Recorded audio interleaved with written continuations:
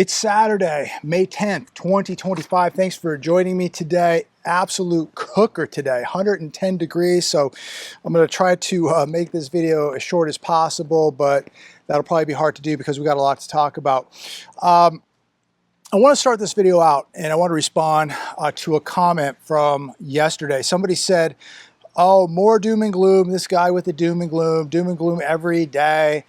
Blah, blah, blah. And it fascinates me because these people continue to tune in on a daily basis for the so-called doom and gloom. If it's too doom and gloom for you, why do you tune in? You tune in because you know it's the truth, you know it's reality, and you're scared, and I understand that. There's always a handful of people who want to call this doom and gloom, but these are the people who are the most unprepared, the most scared people, but they tune in because they know it's the truth, they know it's reality.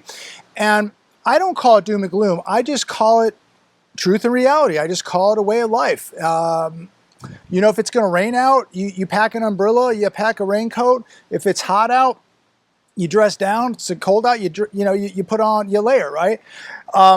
It's just life. And we've been watching a very slow and silent depression take effect over the last couple of years, the last few years of this economy. And so it's just reality. And people want to argue it. They don't want to accept it, but yet they live in fear. They continue to not prepare. I just don't have an answer for these people. Wake up. But one thing I would recommend is just go to the national debt clock, which I went to today. And we should all go to it every once in a while. I think things are much worse than even the national debt clock are telling us. But, for the people out there that think this is doom and gloom, that, this is just for clicks, this is just for attention, whatever, let's just go to the debt clock here. This is what the United States government, federal government, is telling all of us right now. We're $36.8 trillion in debt. Is that a good thing? You tell me. Debt per taxpayer, $323,000. Budget deficit, $2 trillion. Interest on our debt, $1.02 trillion and climbing. Is any of this good for you? Is it good for your future? Is it good for your kids? Is this a healthy economy? Is this a healthy country? Trade deficit with China, $306 billion. Credit card debt, $1.3 trillion. Somebody tell me, the people out there that want to call this doom and gloom, is this good? Should we not be preparing for this? Should we be ignoring this? Healthcare costs now for an individual in America, $15.5 thousand. Healthcare costs for an individual back in 2000 was $5,400. So a lot of these people don't even have healthcare. Many of them don't have a job. Many of them don't even have a skill. Yet they want to tell us this is just doom and gloom. Don't prepare. Don't worry about it. Stop drinking the Kool-Aid, please. Official unemployed in this country, 7.1 million. The actual unemployed in this country, 13.7 million. Median income in the United States, 43.6 thousand. The median home price is 414,000. That is nearly 10 times the national median income. That is not sustainable, ladies and gentlemen. The median price of a home back in 2000, $163,000.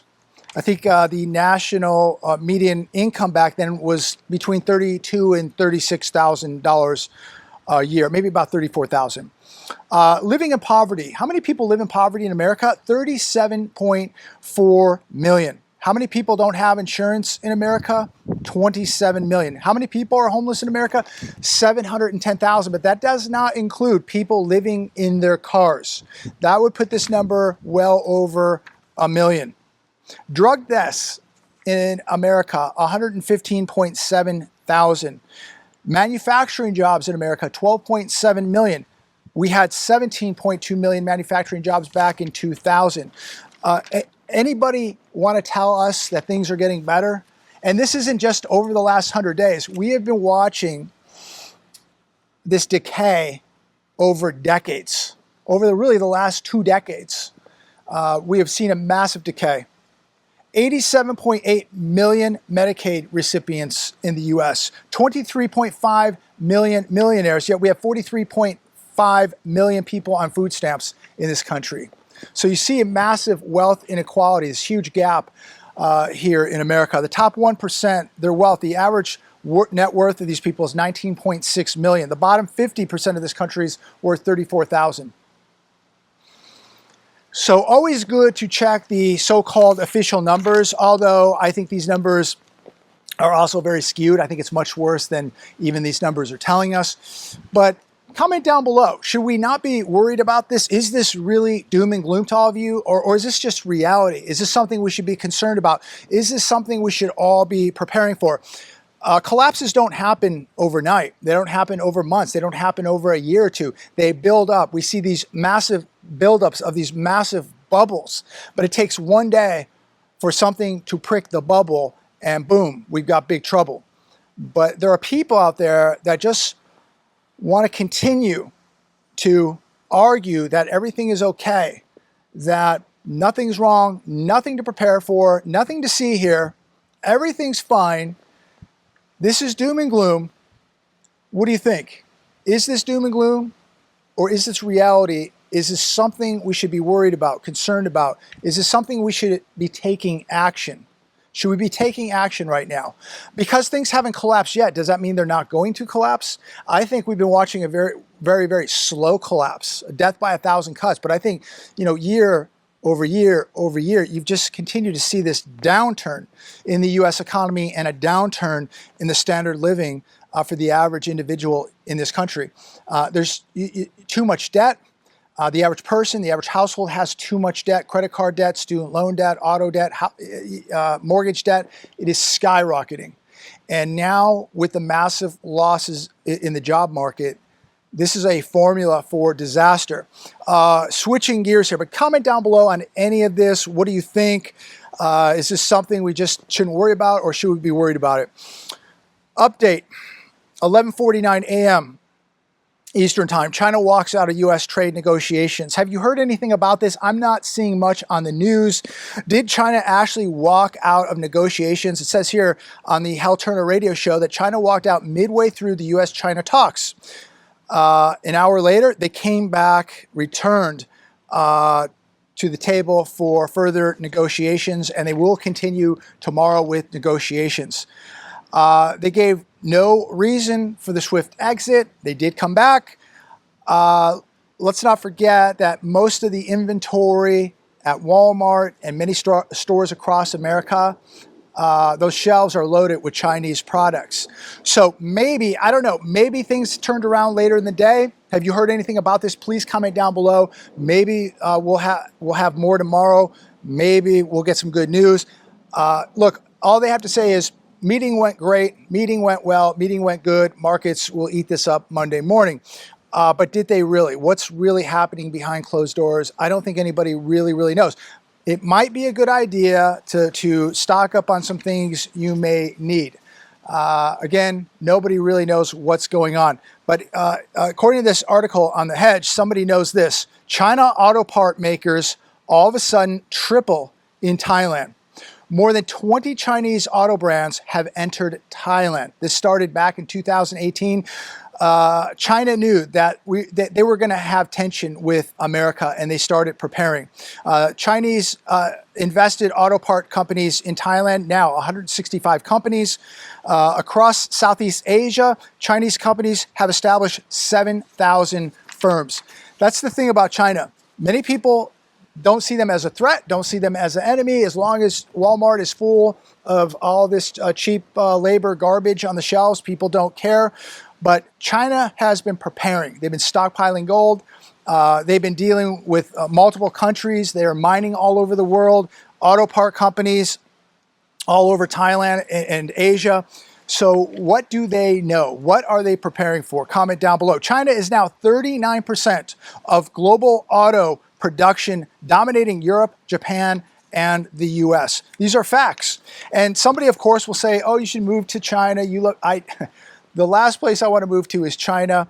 I view China as an adversary, not as a friend. I view China as a big threat, and you should too.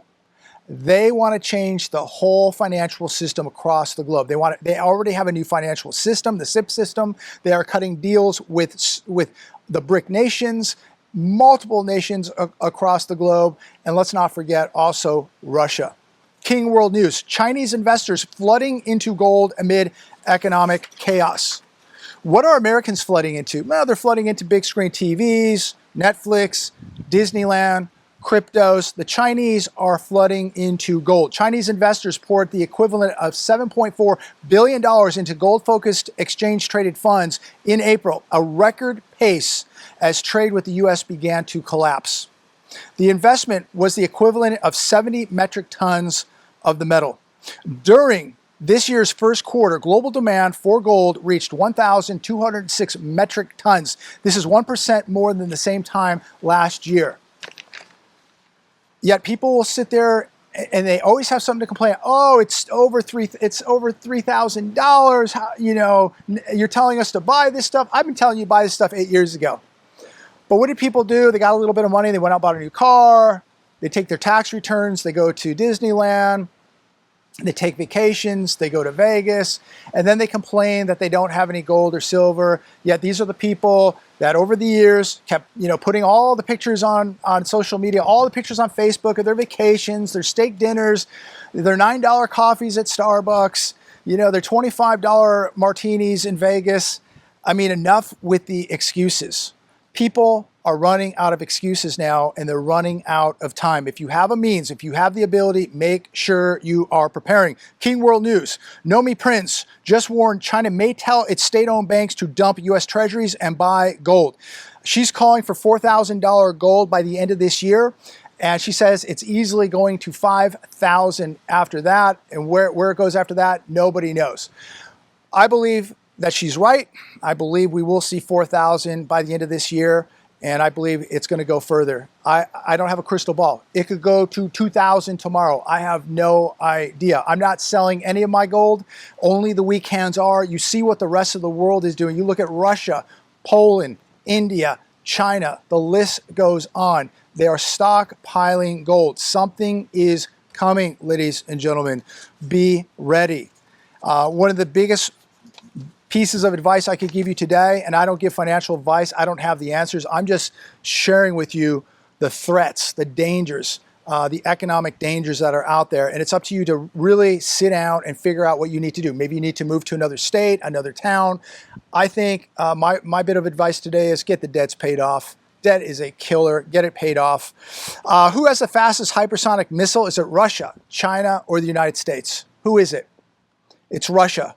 The Zyklon missile does Mach 8. That's 6,100 miles per hour. It has a 620-mile range. It can be fired from submarines. It can be fired from ships. It can be fired from ground-based mobile launchers. They are completely surpassing our missile system. And you look at the technology of Russia and China now, they have superiority. Sorry to say it. That is reality. And that's not just me. That's coming from a lot of people in the U.S. military. Remember, they just had hearings last week, and a lot of the military came out and said, these are people with a lot of brass. They're saying that if we got into a war, a massive war with China, we would last 7 days. We have 7 days of munitions. We have drained our strategic petroleum reserves. These are facts, ladies and gentlemen. You look at our infrastructure. You look at how fragile our defenses are to cyber security, the cyber attacks we've been having. There are a lot of cracks in U.S. armor right now, and we better wake up and deal with this immediately, because Russia and China are building up their militaries, and they're going to do something that is going to change global economics. That is for sure. That's coming. I'm not saying that's going to happen this year or next year, but you have to say within 5 to 10 years. I don't think the dollar is going to be the world reserve currency. If it is, it's going to be sharing it with other currencies. And if that's true, that means it's not going to have the influence, the power, the control, or the ability to be weaponized like it once did. And that means that your standard of living is going to go way down. So should you hold more dollars or should you hold more ounces? That's something you have to ask yourself. Here's another one today. Jamie Dimon, CEO of JP Morgan Chase. Democrats blue tape regulation slowing LA fire cleanup. If you live in LA, please comment down below. What are you seeing? I haven't been out there in a while. We're going to try to get out there in the next couple of weeks. But what are you seeing in LA as far as construction after the fires? Jamie Dimon says that LA wants more regulation. He said that he changed the name from red tape to blue tape. You should be saying you want an efficient government no matter what side of the aisle you're on. Whether you're on the red side, blue side, you should just want your government to be efficient. I agree 100%. Whether you're Republican, Democrat, anywhere in the middle, you just want efficiency. You should be able to get your house built quick. And these poor people in LA County, and if you know anything that's happening in North Carolina, those people after the flood, comment down below. Again, we got countries building hypersonic missiles, 1,000-acre military bases underground, new financial systems, the SIP system. There's so much going on, yet we can't even build houses in Los Angeles because there's so much blue tape. It's pathetic. Here's another one today. Warning, Newsom's war on oil refineries could push gas past $6 per gallon or $9 in California. Drove by an AM/PM today, and it was $4.68 for regular. Phillips 66 refinery could close by the end of this year. That's going to push gas prices much higher. Valero said they will be closing their refinery in 2026. So here we go, just like the fires, so much regulation. The emission laws are so strict that people here will be paying $6, $7, $8, $9 a gallon for gas probably within the next 24 months. Absolutely pathetic. They ruined the once most beautiful state in America. It has been ruined. It is done. Last one. Ford projects 500,000 fewer sales in 2025, blames tariffs. I wouldn't go as far as blaming tariffs. I would blame the U.S. economy, which didn't just start falling apart in the last 100 days. It's been falling apart for years. How about the prices of your cars? This goes for all the automakers. How about the prices of your cars? $50,000 for a new car that falls apart? The quality of cars and SUVs and trucks today is the worst I think we have ever seen it. Yet the prices are at all-time highs. And these automakers are complaining. How about, they weren't complaining during the health crisis when, they were jacking up prices and, you had to pay $20,000, $30,000 over sticker for a Bronco. That was okay. How about interest rates? So we've got prices way too high, interest rates have gone way up, and we have a depressionary economy. Those things, to me, contribute more to sales than it does with the tariffs. Lower your prices. If people weren't paying these prices for these cars and SUVs, they wouldn't be getting these prices. People complain, I can't believe how much they're charging. Don't buy it. Hold out. Buy something used. I think for what they're charging now for these cars and the quality that they are, you're foolish to buy one of these vehicles right now. They need to lower the prices and put a better quality product out there, or they can just sit on the dealership lots and rot. I'm going to leave it there today. Please comment down below on any of this. Give this video a like, share these videos. People go, oh, how come you don't have more subscribers? Well, if you want me to have more subscribers, share these videos and make sure you're subscribed. You need more views. You should be getting more views. Well, share these videos. Tell your friends. Put it on your social media. Get more views. Let's get the message out there. Personally, it doesn't matter to me. I make these videos because I love to. It's my passion. It's what God wants me to do. And I enjoy speaking with each and every one of you. But if you like this video, share it, like it, support the cause, support the message. God bless. Have a great weekend. Take care.